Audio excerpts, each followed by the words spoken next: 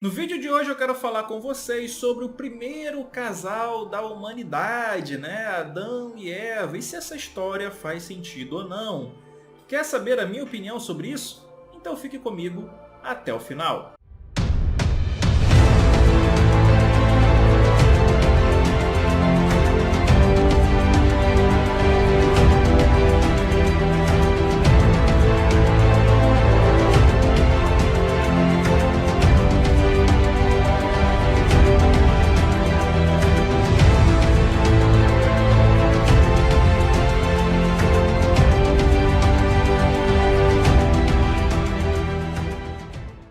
Então fala aí galera, meu nome é Antônio, eu sou um especialista em teologia reversa e eu estou aqui para poder conversar com você sobre a Bíblia, né? Esse livro milenar que tem tanta história, tanta curiosidade e que muitas das vezes é passado para você somente o lado devocional, o lado da fé, tirando o lado racional que a gente pode abordar esse mito. Então a minha função aqui é trazer essa teologia de forma reversa para fazer você raciocinar. Se faz sentido ou não você pensar que esse mito é algo real, tá? Então vamos começar. Após a criação de Deus, nos é informado que Deus ele resolve criar Adão. Adão, que seria uma tradução para humanidade, para humanos. É usado diversas vezes na Bíblia essa mesma expressão para se referir a seres humanos, tá? Então, para fazermos uma analogia e você entender, como diz o meu professor Francisco Emanuel, o Scania, ele compara esse tipo de nomenclatura com um filme em que você vai fazer um personagem que é corno e o nome dele é Cornélio. Eu sei que é engraçado, mas é para facilitar o entendimento. Então, Adão, ele seria humano, né? Os humanos, a representação da humanidade, e Eva, em seguida, seria mãe de todos, né? Então, só por esse detalhe, você já percebe que essa história tem características de uma narrativa mitológica, que não tem nada de factual, tá? Mas vamos pensar aqui em alguns pontos chaves dessa história. Por exemplo, Adão, ele é criado do pó da terra. Quando a gente ouve isso, não remete àquela história de quando a sua mãe contou para você de que os bebês vêm através de uma cegonha, não é? As cegonhas trazem os bebês e entregam para as mamães. São histórias, obviamente, para facilitar o entendimento de um povo a qual não tinha acesso à tecnologia e o entendimento do processo evolutivo ao qual nós conhecemos hoje, né? Da seleção natural. E é interessante notar que o homem vir da terra é uma referência tão óbvia como a semente, né, que você planta na terra e nasce uma árvore. Quando você morre, você é enterrado e volta para a terra, né? Do pó viemos, ao pó voltaremos. Outra coisa interessante é que na história, Adão ele não encontra uma parceira em meio aos animais, o que seria estranho, uma espécie de zoofilia, né? Por que Adão teria que encontrar uma parceira no meio dos animais? Estranho, não é? Então Deus, com pena de Adão, resolve criar uma ajudadora para ele. E aí ele remove uma costela de Adão. Repare, ele não faz uma mulher à parte de Adão. Ele pega o material de Adão, o material genético de Adão, a costela de Adão, e dessa costela ela produz um outro ser vivo, o que seria uma espécie de clone de Adão, só que um clone com menos hormônios masculinos, né? E aí você tem a formação da Eva, que a gente pode dizer que é uma espécie de primeira transexual do mundo, né? Seria algo mais ou menos assim. O clone de Adão, que seria um homem, é na verdade uma mulher. Isso também não faz nenhum sentido biológico, porque se você reparar, você tem mamilos, né? Você tem as famosas tetinhas.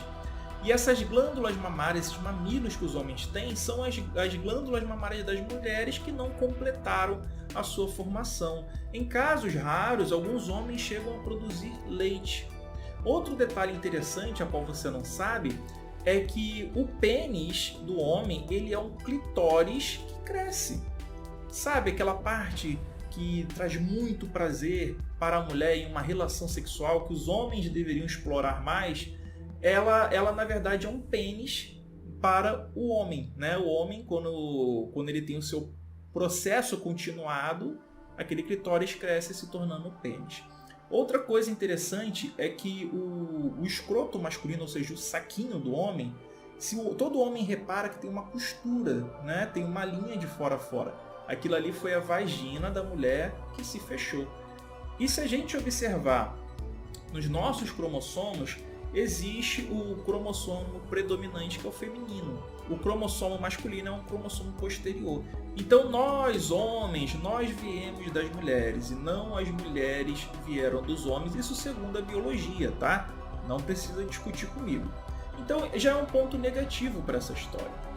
Outra questão muito interessante que nós temos que observar aqui é que Adão e Eva, eles não seriam os primeiros seres vivos a morrerem, tá? A morte existia ali, eles não eram imortais. Aí você fala, como que você sabe disso? Ora, Deus indaga a eles que se eles comerem do fruto do conhecimento do bem e do mal, o que é dito pela serpente, eles certamente morreriam, não é?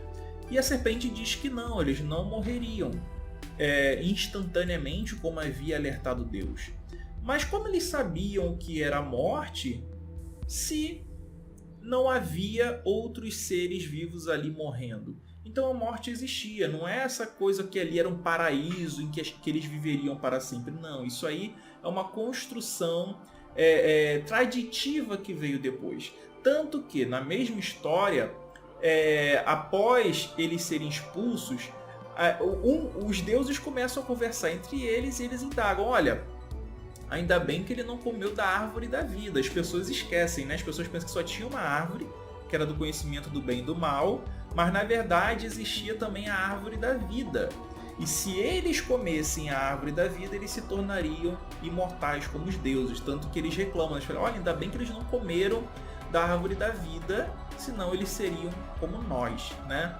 Então eles não eram imortais, eles eram passíveis de morte. Você pode dizer que eles eram bem longevos, né? Vivendo aí quase 1 milênio, né? Isso aí tudo bem. Agora dizer que eles eram imortais fica complicado de defender dentro de uma exegese bíblica, tá? Outra questão interessante é se nós pararmos para pensar o seguinte: se Adão e Eva existiram e eles cometeram o tal do pecado original, é justo punir toda a humanidade pelo pecado de Adão e Eva?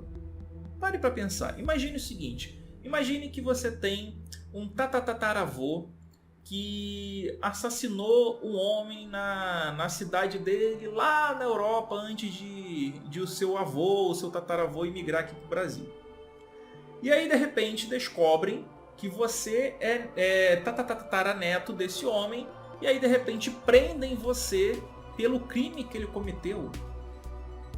Ou então, pense o seguinte, pense que o seu bisavô sonegou impostos, e aí a polícia descobre que você é o seu bisneto, e aí a polícia quer te prender porque o seu bisavô não pagou os impostos. Você acharia isso minimamente justo?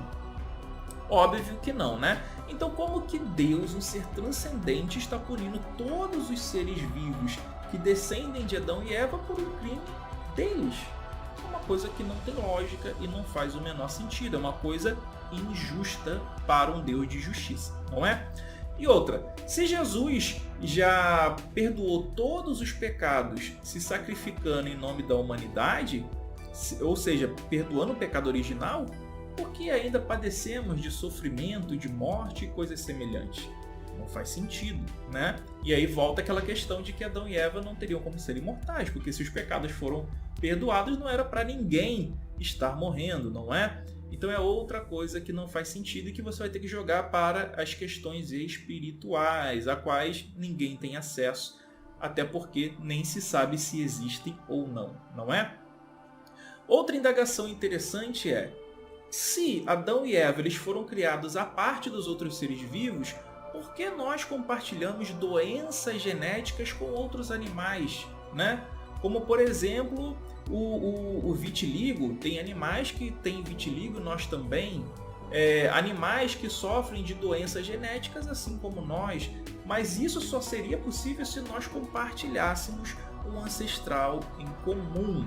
Então, por que isso ocorre? Nós temos essas doenças genéticas semelhantes a esses seres vivos a quais nós podemos chamar de primos distantes, não é?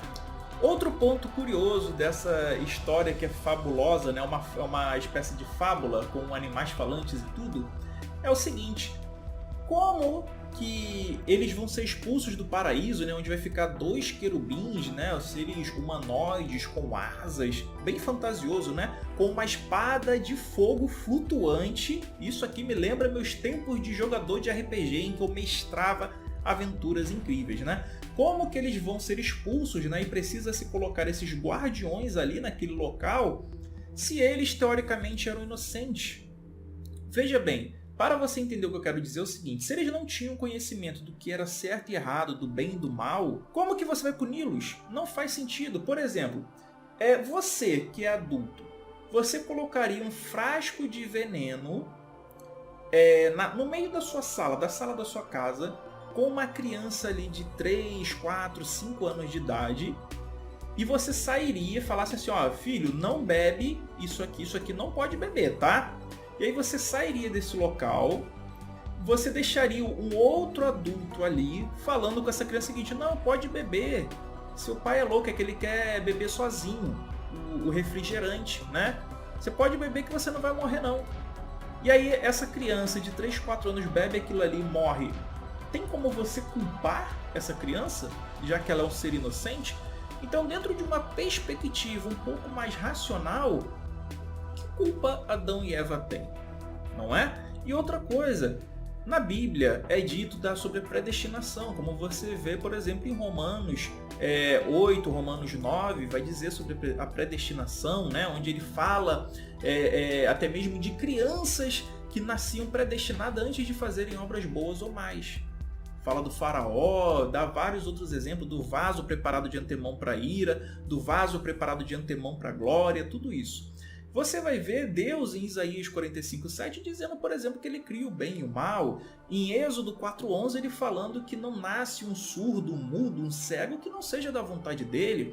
Ele dizendo em Provérbios e outros textos da Bíblia que tudo ímpio, tudo isso é predestinado por Deus, ele que faz isso. Se já tem essa predestinação de Deus e Deus é um ser onisciente, quando ele criou a Eva, ele já os criou programados para cometerem esse pecado. Então a culpa do mal, a culpa do pecado não pode ser incumbida a Adão e Eva. Essa culpa é do próprio Javé. E isso seguindo uma lógica simples, sem complicações. Porque se você complicar, aí já era para Javé, né? Porque não tem como escapar dessa fatalidade causal. Outra coisa que me deixa muito curioso é que Deus mandou a serpente rastejar, né, e comer o pó da terra. Eu não vejo serpentes comendo pó da terra, mas beleza. Tirando esse fato, eu não vi a parte em que ele impediu as serpentes de falarem. Se ele não impediu as serpentes de falarem, por que a gente não conversa com serpentes hoje em dia, né? Essa é uma questão a qual eu fico bastante curioso.